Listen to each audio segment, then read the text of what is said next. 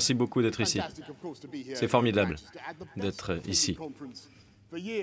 C'est l'un des meilleurs congrès de ces dernières années. Il y avait une très bonne ambiance hier soir, d'après ce que j'ai compris, dans les bars. J'ai cru comprendre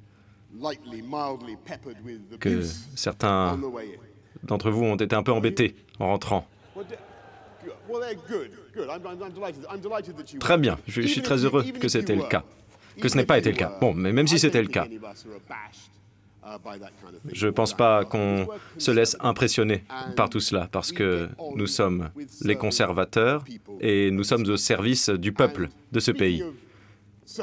D'ailleurs, en parlant d'être au service, je tiens à rendre hommage à mon prédécesseur, Theresa May.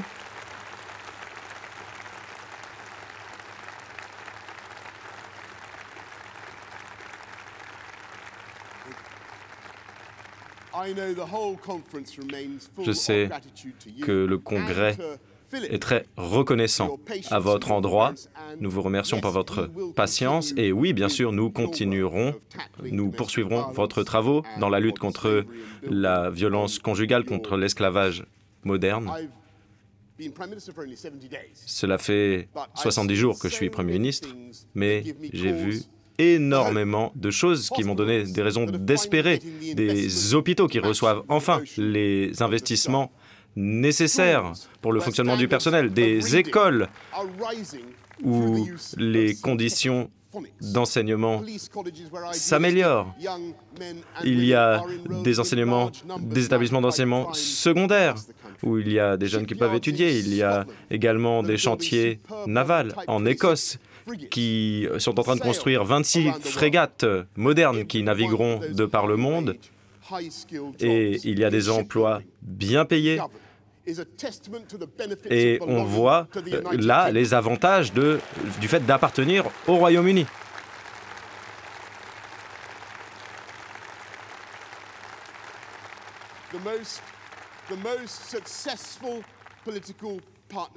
Le partenariat politique le plus réussi de l'histoire que nous allons protéger, défendre contre ceux qui veulent le détruire. Et je tiens à dire à Ruth Davidson, merci pour tout ce que vous avez fait.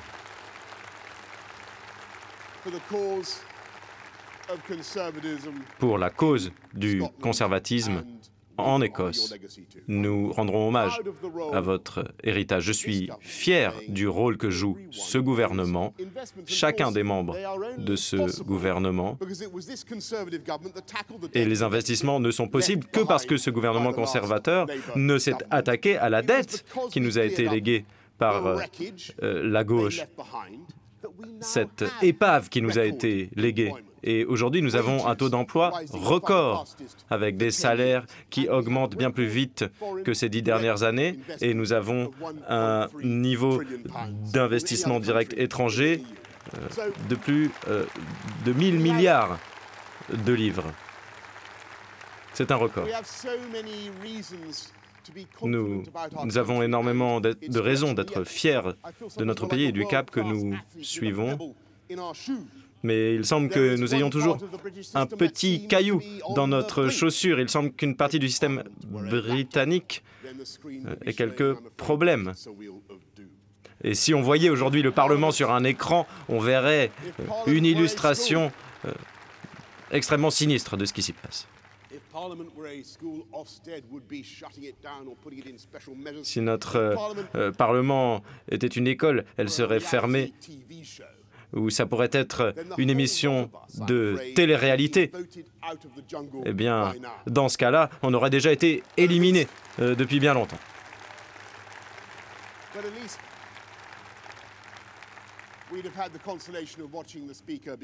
Mais nous avons vu que le président, au perchoir, a été forcé à manger le testicule d'un kangourou.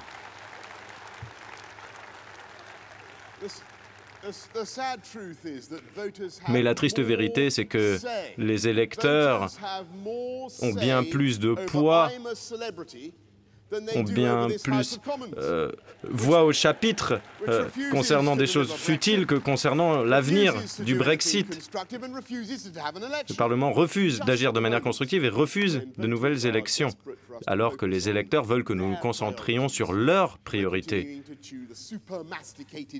Et pourtant, nous devons nous appesantir sur ce sujet du Brexit, sur lequel nous nous penchons depuis trop longtemps.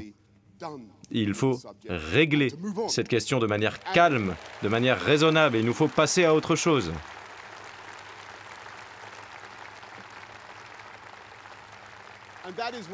Et c'est pourquoi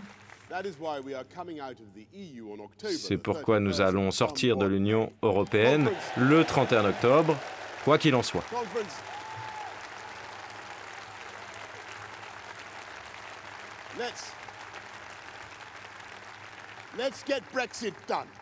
Réalisons le Brexit. Nous le devons, nous le pouvons et nous le ferons même si on nous a compliqué la vie. Nous allons travailler pour qu'il y ait un accord avec nos amis de l'Union européenne, mais quoi qu'il en soit, il nous faudra sortir de l'UE au 31 octobre. Il faut le faire et il faut nous préparer à défendre nos arguments face aux pays, face aux marxistes qui ont pris la parole la semaine dernière. Des idées néfastes ont été présentées. Ils souhaitent par exemple une semaine de 4 heures, ce qui ferait baisser les salaires. Ils veulent interdire les écoles privées. Ils veulent empêcher l'excellence à l'école en empêchant le travail des inspecteurs qui font en sorte que les écoles soient des environnements sûrs. Mais il y avait également tout un paragraphe qui répétait tout ce qu'il a dit pendant 3 ans. Il souhaite des élections maintenant. Enfin, c'est ce qu'il allait dire, mais le pauvre. Mais le problème, c'est que ce paragraphe avait été barré par un de ses collaborateurs et donc on avait un leader de l'opposition qui a été muselé par un de ses collègues. Et je suis très surpris qu'aujourd'hui, il n'y ait pas eu de poursuite pour rupture de contrat. Car nous sommes à une période où il y a beaucoup de litiges.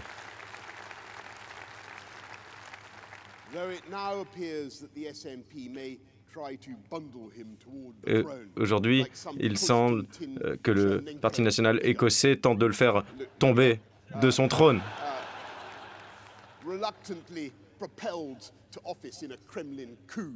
Qu'il y aurait un coup à la soviétique. Et dans ce cas, 2020, qui devrait être une belle année pour ce pays, serait une année marquée par le chaos, car ils promettent un 2e référendum sur l'indépendance de l'Écosse. Alors qu'on avait proposé, on avait dit que le référendum de 2014 serait le seul de cette génération. Imaginez un autre référendum sur l'Union européenne, imaginez 3 ans encore de tout ce que nous venons de vivre. Mais cela n'arrivera pas si nous sortons de l'UE au 31 octobre. Il y aurait énormément d'incertitudes pour les entreprises, nous devrions payer énormément d'argent et nous ne serions pas au service de l'intérêt général.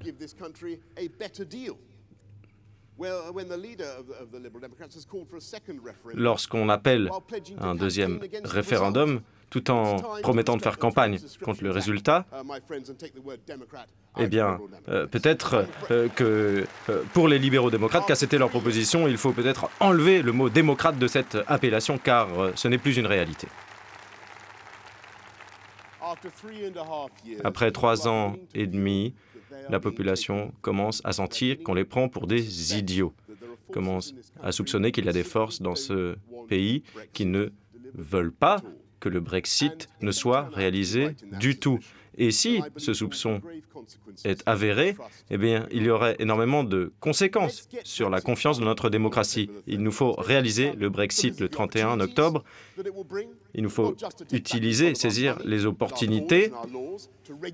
Il faut que nous utilisions notre argent, nos législations pour réglementer, pour faire fonctionner le libre-échange. Il faut le réaliser parce que les retards nous affaiblissent et coûtent cher. Il faut le réaliser parce que nous pourrons profiter d'un nouveau partenariat positif avec l'Union européenne, car on n'insistera jamais assez sur le fait qu'il ne s'agit pas d'un parti anti-européen. Il ne s'agit pas d'un pays anti-européen. Nous sommes européens. Nous aimons l'Europe. J'aime l'Europe à de nombreux égards. Je l'aime. Mais après 45 ans de modifications constitutionnelles, constitutives, substantielles dans nos relations, il nous faut un partenariat avec l'Union européenne qui nous inspire la confiance. Et aujourd'hui, nous allons faire une offre à Bruxelles qui est raisonnable, qui est constructive, qui permet d'obtenir un compromis pour les deux parties. Sous aucune condition, nous n'aurons des contrôles des deux côtés de la frontière en Irlande du Nord. Nous respecterons le processus de paix et l'accord du Vendredi Saint.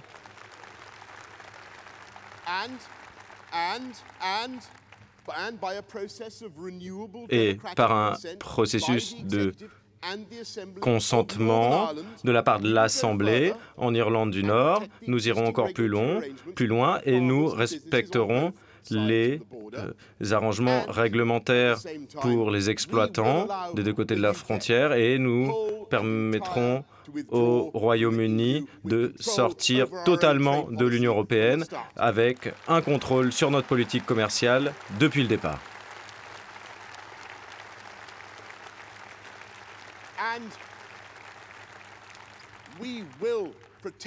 Et nous protégerons l'union entre la Grande-Bretagne et l'Irlande du Nord, qui est précieuse. Et oui, il s'agit d'un compromis de la part du Royaume-Uni. J'espère que nos amis pourront le comprendre.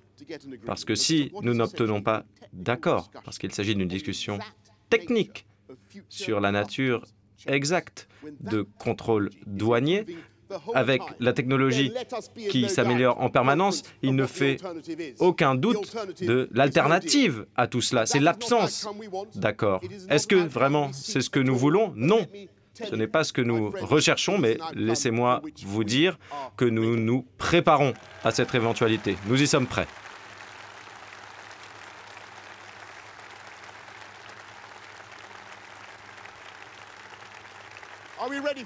Est-ce que nous sommes prêts? Oui, nous le sommes. Est-ce que nous sommes déterminés à résoudre cette question? Oui. Réalisons le Brexit au 31 octobre.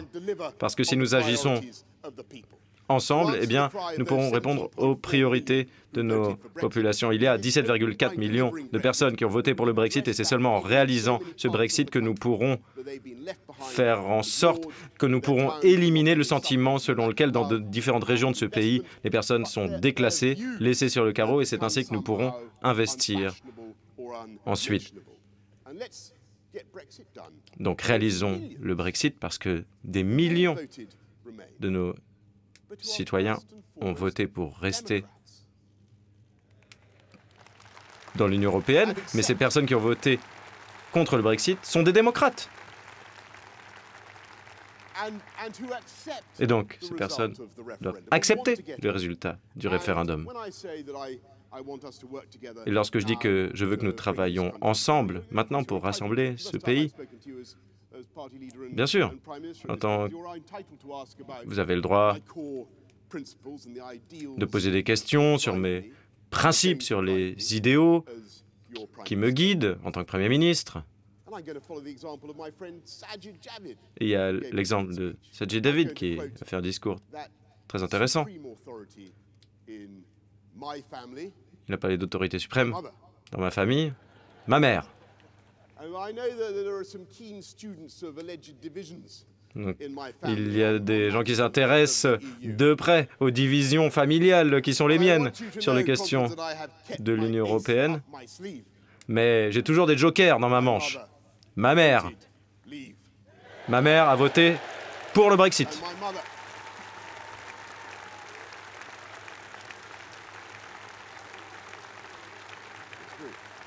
C'est vrai. C'est vrai.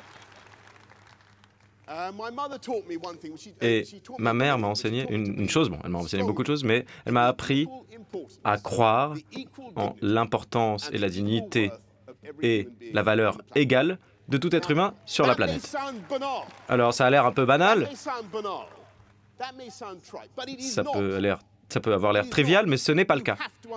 Vous devez bien comprendre tout cela, que c'est ma conviction. Il y a une institution dans ce pays qui résume très bien cette idée. La NHS, le système de santé américain. Elle est très chère à nos concitoyens grâce à la beauté de son principe de base. Qui que vous soyez, quelle que soit votre origine, lorsque vous êtes malade, l'ensemble du pays se rassemble à votre chevet de manière figurative et fait des efforts pour que vous alliez mieux. Et tout le monde paye pour faire en sorte que vous ayez les meilleurs médecins, les meilleures infirmières et les traitements les plus efficaces disponibles pour la médecine.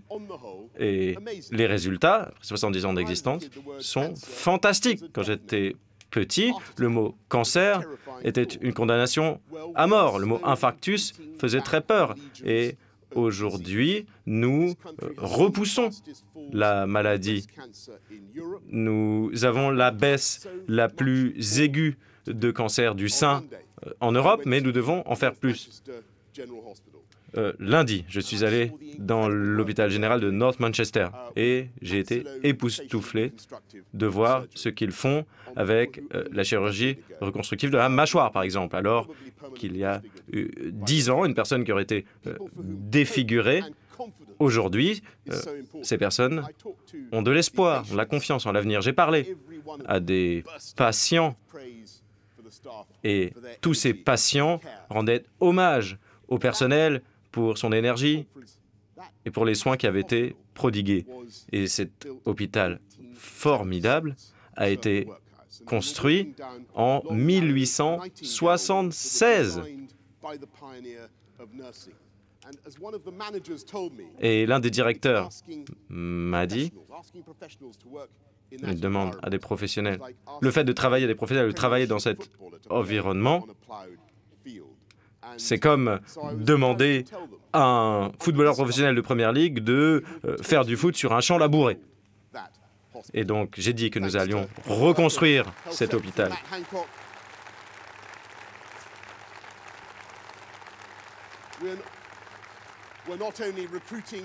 Nous recrutons davantage de médecins, d'infirmières, nous les formons, mais également, dans les 10 prochaines années, nous allons construire 40 nouveaux hôpitaux. C'est le plus gros investissement dans les infrastructures hospitalières en 25 ans.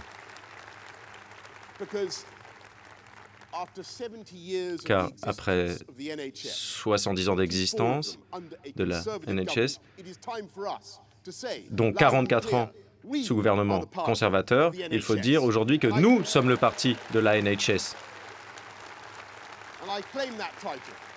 Et je revendique ce titre. Parce que c'est le conservatisme de notre pays qui a eu des résultats sur ce point-là. Et ce sont nous, les conservateurs, qui pourrons résoudre les problèmes d'injustice, d'inégalité sociale. Et comment est-ce que nous allons payer pour tout cela? Eh bien, je vais vous le dire, en faisant augmenter la productivité de l'ensemble du pays, pas grâce au socialisme, pas avec des plans fous élaborés dans un Venezuela révolutionnaire, mais en créant les plateformes économiques pour un marché libre et dynamique grâce au capitalisme. Oui.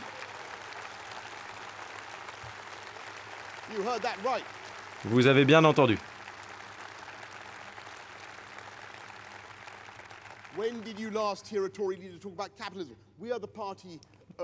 Nous sommes le parti de la NHS parce que nous sommes le parti du capitalisme.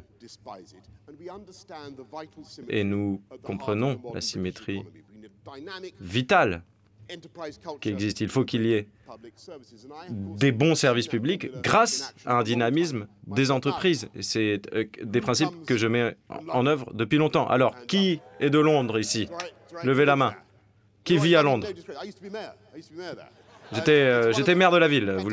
C'est un lieu formidable. C'est des plus beaux endroits au monde. Mais il y a des choses incroyables qu'on entend sur notre capitale. C'est la capitale la plus productive d'Europe, par exemple. Mais il y a beaucoup d'autres régions dans notre pays qui sont bien moins productives. Et il y a... C'est vrai que c'est une injustice, mais c'est surtout une énorme opportunité, parce que je pense que le talent est réparti de manière équitable sur l'ensemble du territoire. Mais les opportunités ne sont pas également réparties. Et donc c'est la mission d'un gouvernement conservateur de libérer tous les talents qui existent aux chaque coin du Royaume-Uni.